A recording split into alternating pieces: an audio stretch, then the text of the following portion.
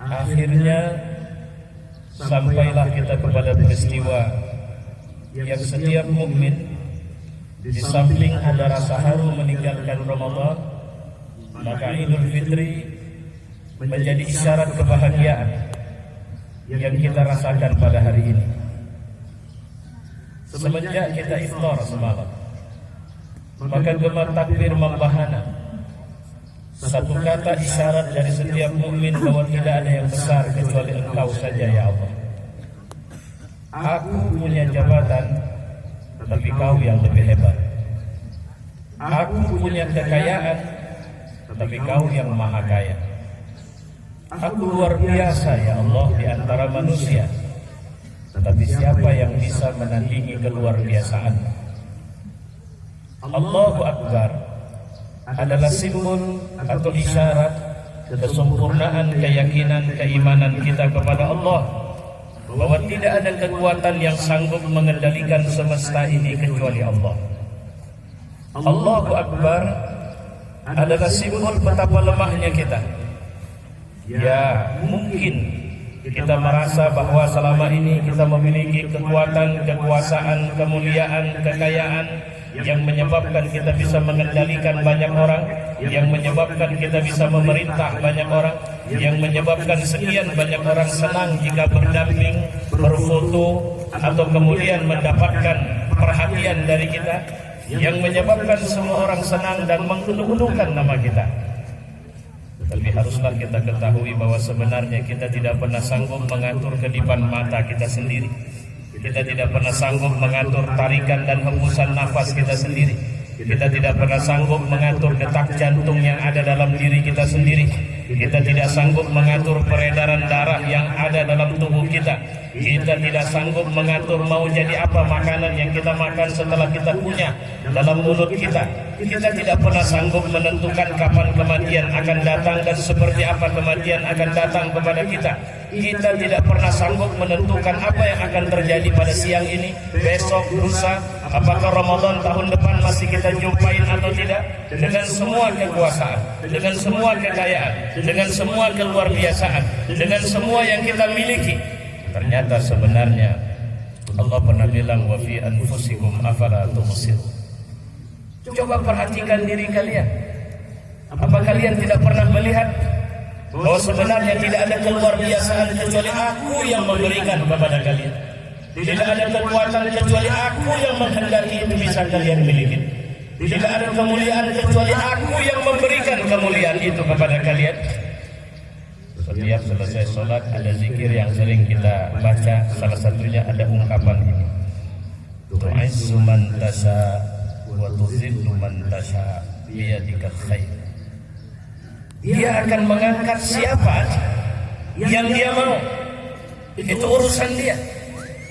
Wa tuzillu man tasha, seberapa hebat pun seseorang mempertahankan kehebatan dirinya, kekayaannya, kemuliaannya, jabatannya, tuzillu man tasha, dia bisa menghempaskan itu kembali semua. Dia dikatakan dengan kekayaan, dengan kekuatan, tangan, kekuasaan yang dia punya, dan tidak pernah bersifat zalim, dan tidak pernah menciderai kehormatan atau kemuliaan. Saya yakin ketika tadi mengakhiri sholat Id kita, semua kita pasti dan sepakat. Saya yakin tidak ada perbedaan pendapat kita mengakhiri kalimat sholat kita dengan kalimat fil alamina innaka hamidum majid. Tahu artinya? Bahwa di seluruh semesta ini, di seluruh semesta ini, tidak ada yang terpuji kecuali Engkau Tuhan. Tidak ada layak yang mendapat kehormatan, kemuliaan, pujian itu kecuali Engkau Tuhan. Allahu Akbar, Allahu Akbar, Allahu Akbar, walillahil hamd. Ini kalimat tauhid. Maha besar Engkau ya Allah, maha besar Engkau ya Allah, maha besar Engkau ya Allah, dan bagimu segala puji ya Allah. Kenapa kita harus ucap kalimat ini? Jadi saya sudah mulai dengan mengatakan kita tidak berdaya. Kita cuma hamba. Apapun peran kehambaan kita, kita cuma hambanya. Alhamdulillah. Di sini para pimpinan daerah Kabupaten Aceh Tengah, dari mulai bupati, wakil bupati, kapolres, kodim, mungkin semua yang lain, pejabat, kepala dinas, semua ada. Itu jabatan-jabatan yang kita dapat. Ada yang sekedar saya cuma seorang istri, saya nggak punya jabatan lain. Saya juga cuma suami, hari-hari saya cuma bawa meja motor. Saya cuma guru, Ustaz. Saya cuma profesional, usaha kecil-kecilan. Semua rangkaian dari yang kita dapat itu babnya karunia. Karunia siapa? Allah. Dan tidak ada yang tidak dipertanggungjawabkan kepada Allah satu hari kelak. Tidak ada siapapun. Karena kelahiran kita di muka bumi adalah kehadiran sebagai seorang hamba. Wa ma khalaqtul jinna wal insa illa liya'budun. Aku tidak ciptakan jin dan manusia kecuali cuma menyembah. Pak Bupati, beliau sedang menyembah Allah dengan pekerjaannya. Pak Kapolres juga demikian, kepala dinas demikian, kita rakyat Aceh Tengah juga demikian.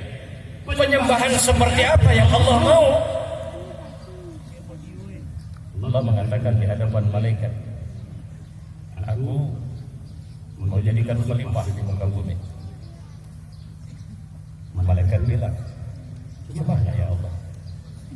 Berapa banyak khalifah sudah diciptakan, ternyata mereka saling menumpahkan darah. Allah bilang kalau pakai bahasa kita, sudahlah, aku lebih paham dari kalian. Tidak ada penasaran, semua malaikat menunggu. Adam diciptakan. Ambihum bi asma'ihim. Adam, coba ceritakan semua nama-nama. Kalau bahasa asma'ihim, apa yang ada di bumi, coba kau ceritakan.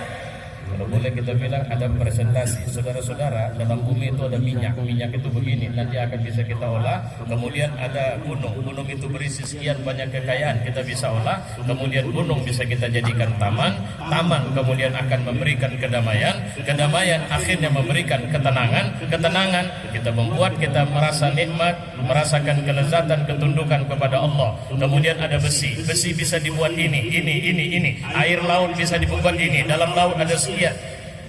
Malaikat pada diam dan terperangah, akhirnya mereka mengatakan, Rabb, Maha Suci Engkau, kami sebenarnya tidak mengerti apa-apa di seputar ini.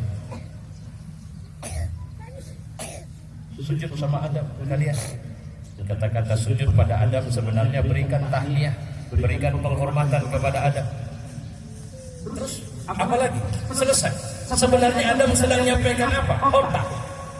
Adam, sebenarnya kau jadi khalifah tidak beda atau membedakanmu dengan yang lain adalah kau punya otak, Adam. Tetapi yang sering buat kita gagal, nih tes kedua. Ya Adam, uskun anta wa zawjukal jannah. Adam, silakan tinggal dalam surga bersama istrimu. Wala taqrabu hadhihi syajarah. Tapi jangan deketin pohon yang satu ini. Adam menikmati suasana surga sampai satu hari iblis ngelihat nih gimana cara ngerusak Adam nih. Satu waktu akhirnya iblis punya waktu untuk bisa bicara dengan Adam. Adam, yuk. Iblis. Iya. Tunggu, jangan curiga dulu. Ini lakuma minan nasihin. Aku cuma mau ngasih nasihat sama kalian berdua, karena persoalan senior, aku lebih senior. Surga ini aku lebih tahu dari kau, Adam. Terus? Nah, enak nggak di surga? Enak. Nyaman nggak? Nyaman. Mau nggak keluar? Sorry, saya tidak mau. Apa yang Allah larang kau makan, Adam? Kau deketin pohon itu. Pernah kau tahu namanya? Enggak. Itulah kau. Kau dikasih apa sama Allah sehingga kau lebih dari makhluk yang lain? Otak. Kenapa enggak kau gunakan otakmu untuk cari tahu? Tapi Allah larang. Adam, Allah itu melarang, belum tentu melarangmu untuk mendekati. Melarang itu artinya supaya kau cari tahu ada apa di balik larangan itu. Mau tahu enggak? Enggak. Nah, kalau kau tidak mau tahu, otakmu tidak akan kerja. Oke lah, apa yang sebenarnya di balik larangan Allah? Itu pohon punya buah, namanya khuldi. Supaya kau faham sebenarnya Allah tidak begitu mau kau tinggal di surga. Jadi dia larang kau makan. Kau datang ke pohon itu, karena kalau kau datang kau pasti tertarik makan pohon itu. Dan kalau nanti kau makan, kau akan kekal di surga. Nah itu yang Allah tidak mau. Cuma sayangnya kau nggak pakai otak. Hati-hati, ini cerita antara bagaimana nafsu mengganggu kemampuan berpikir jernih kita. Logis. Setan bilang logis. Allah kasih otak, kenapa nggak kau gunain? Harusnya kau cari tahu ada apa di balik larangan Allah. Belum tentu itu larangan. Sebenarnya Allah sedang ngetes kecerdasanmu, Adam. Akhirnya Adam makan tuh buah. Yang terjadi sama kita ketahui. Allah marah sama Nabi Adam. Keluar dari surga. Bukankah sudah aku bilang kepadamu bahwa setan adalah musuh yang nyata bagimu? Kalau dia datang dalam bentuk apapun, setan tetap setan, Adam. Jadi Adam kabarnya 200 tahun lebih kurang dalam satu riwayat berdoa sujud dengan satu doa yang sama yang akhirnya juga kita lazimkan sekarang. Rabbana zalamna anfusana wa illam taghfir lana wa tarhamna lanakunanna minal khasirin. Wahai Tuhan, aku telah berbuat zalim, kami buat zalim atas diri kami. Dan jika kau tidak mengampuni kami, maka rugilah kami dalam hidup kami. Allah kasih akhirnya kemaafan kepada Adam. Apa masalahnya? Kalau persoalan otak, kita bisa lulus. Tapi yang sering mengganggu kita adalah nafsu kita sendiri. Apa yang membuat Adam makan buah khuldi? Jawabannya, ya, memang ada godaan setan. Tapi pertanyaannya, kenapa Adam tergoda oleh setan? Surga sudah cukup nyaman bagi Adam. Tetapi penyakitnya ternyata, ini penyakit kita semua sekarang. Ini penyakit turunan, anak keturunan Adam. Kalau sudah mendapat nikmat, seringkali tidak mau kehilangan nikmat. Sehingga cara mempertahankan nikmat, nah itu dia. Saya seringkali dengan bahasa canda, itu anggota-anggota legislatif banyak yang saya juga punya pengalaman. Teman-teman yang gak kepilih lagi, itu pada puyeng tuh begitu mau berhenti jadi anggota dewan. Bayangin apa lagi nih? Sehingga banyak orang-orang yang punya kursi takut kursinya hilang, maka dia cor kursinya supaya jangan diambil orang. Orang yang punya kekayaan tidak peduli sumber halal atau haram dari kekayaan, yang penting dia tetap kaya. Orang yang punya popularitas, dia ingin mempertahankan popularitasnya, walaupun dengan punya popularitas itu dia jauh dari Allah Subhanahu wa taala. Itu sifat nafsu tuh. Kita takut kehilangan segalanya.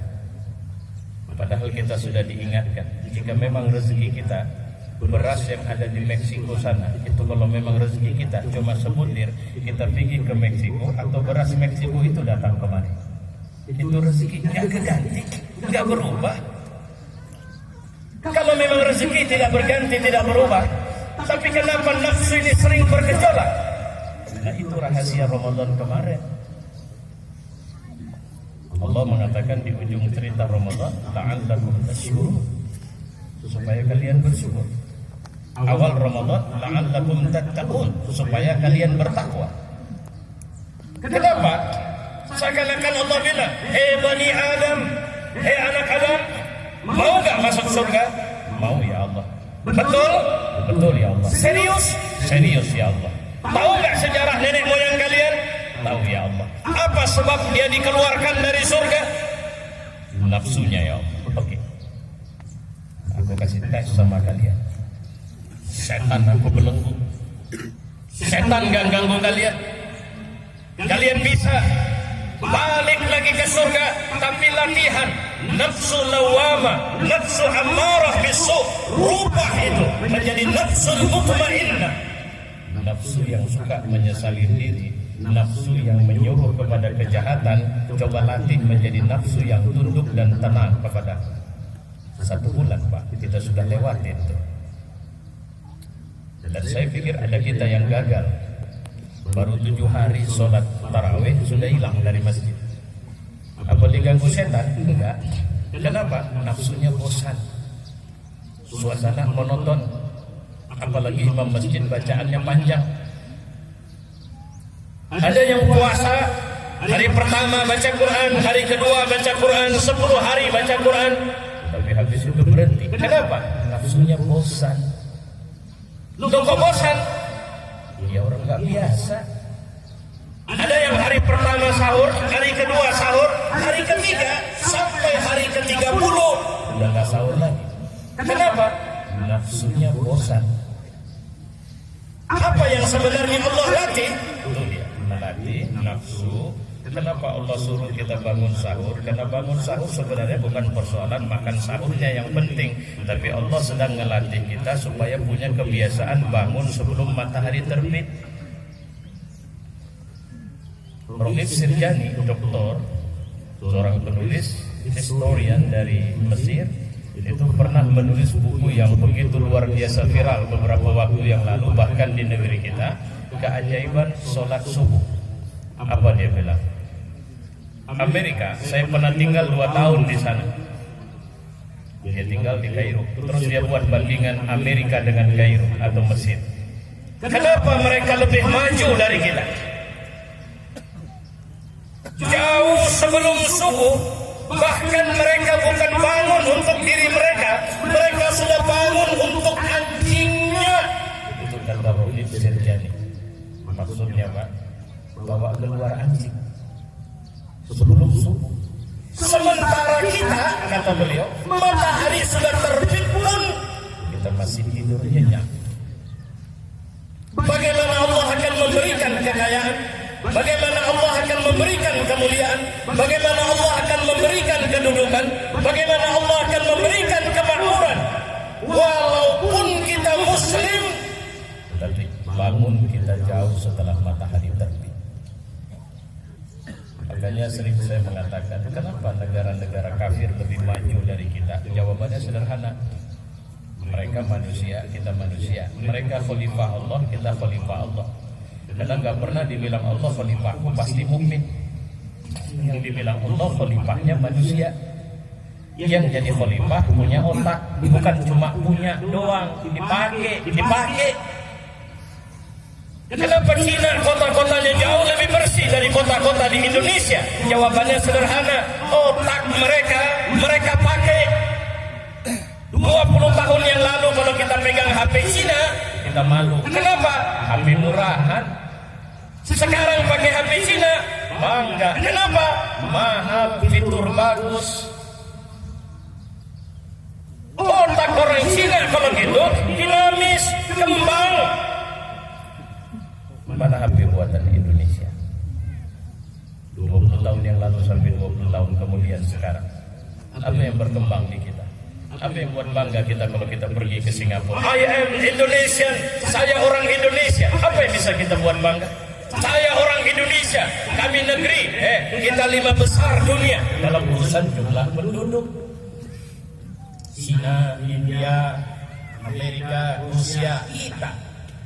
China kaya, India bergerak menjadi negara kaya, Amerika sama kita tahu kaya, Rusia kaya, Indonesia kita tahu sendiri. Gimana masalahnya?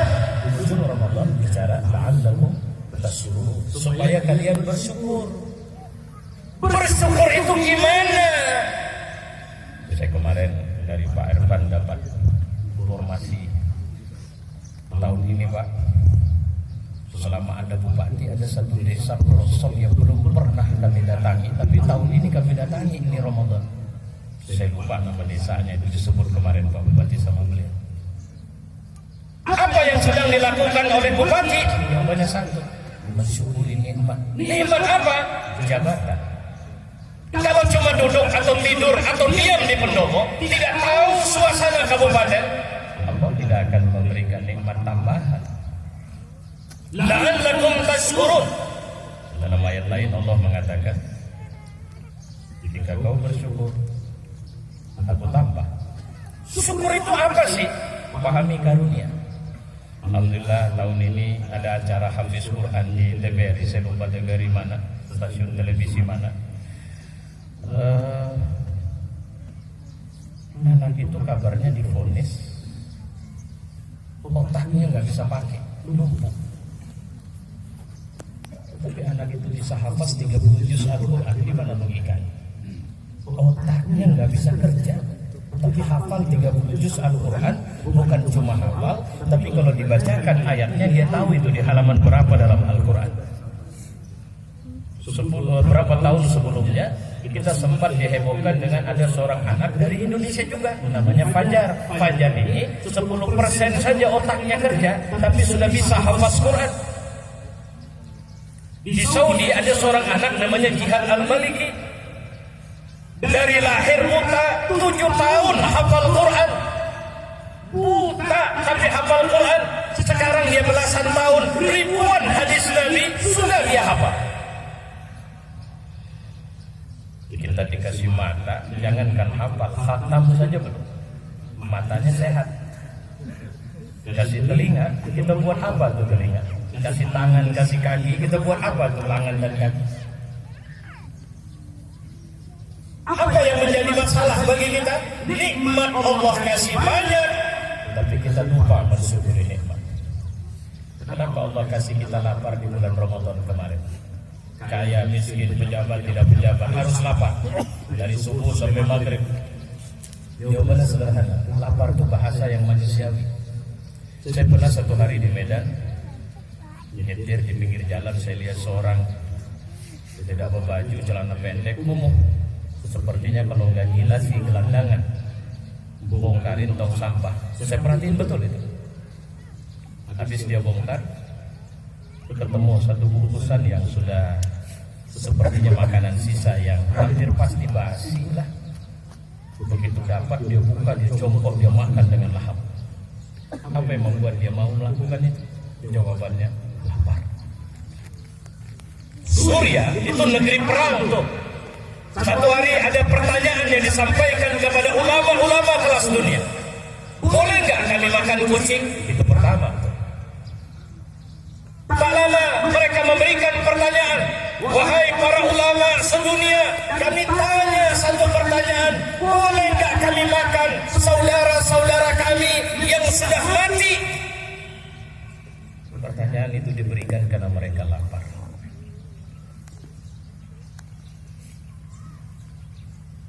Kalau kita sih lapar masih semangat kita.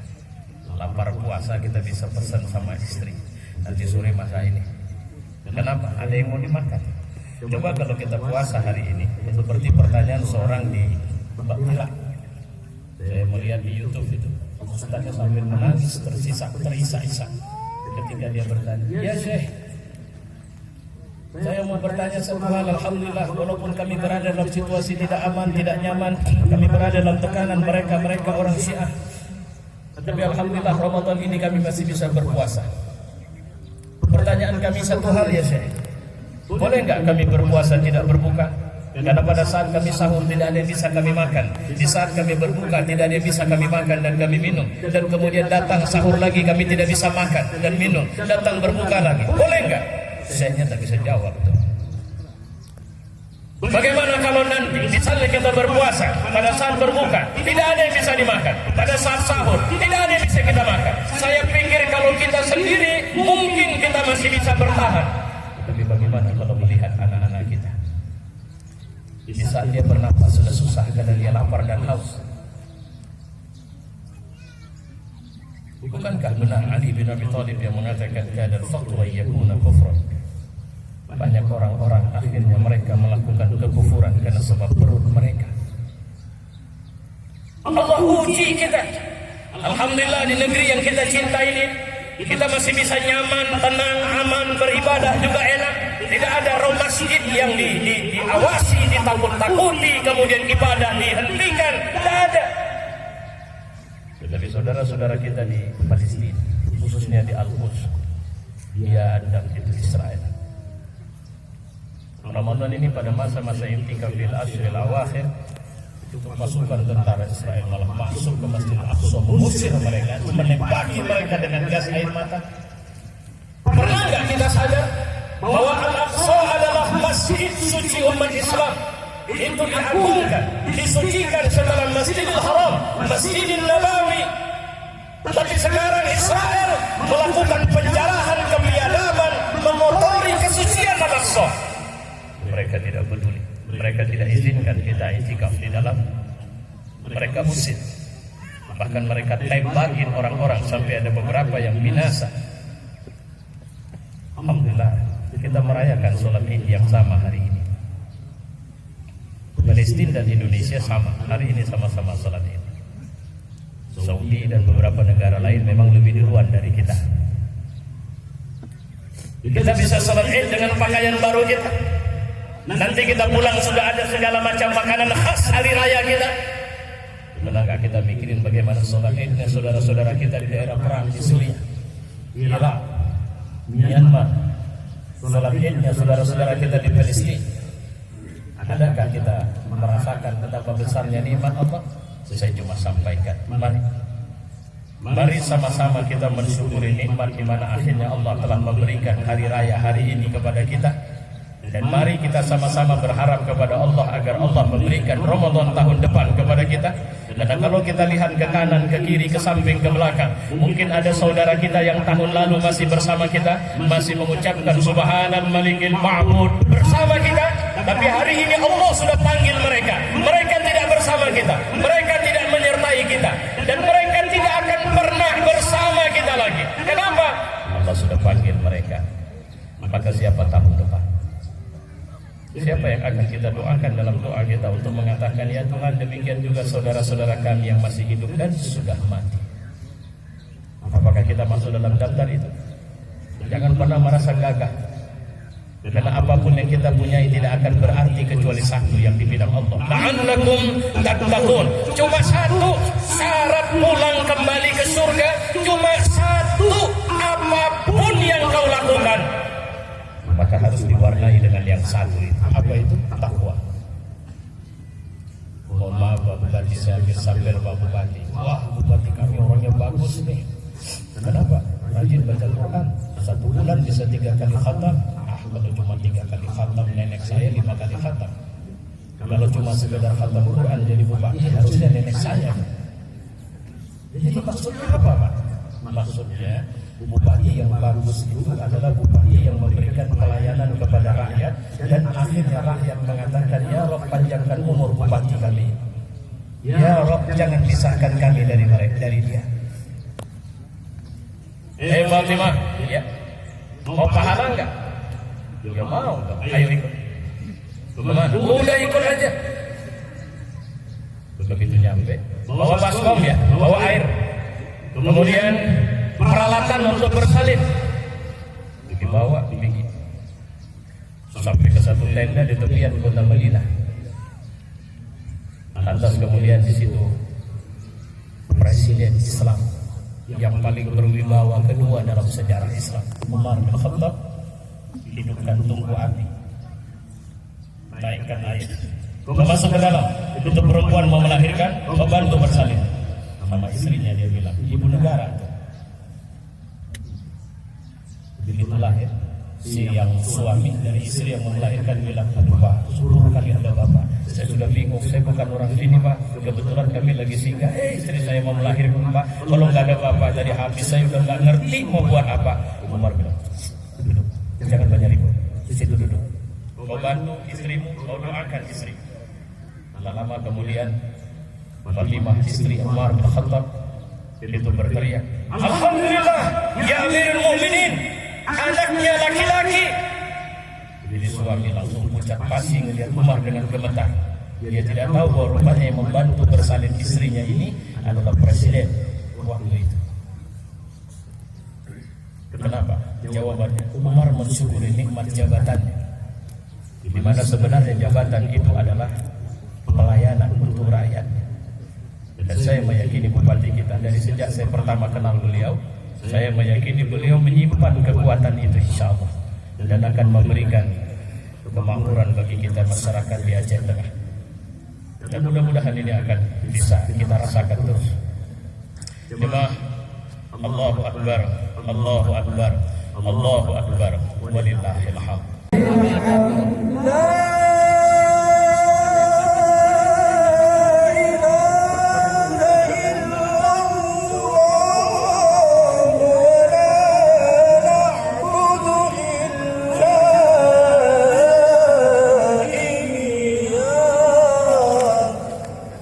مخلصين له الدين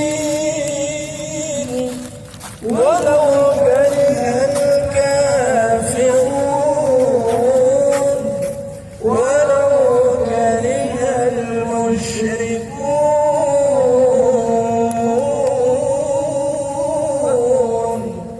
ولو كره المنافقون.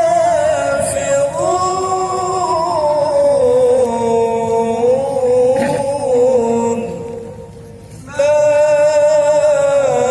إله إلا الله والله أكبر. الله أكبر ولله الحمد. الله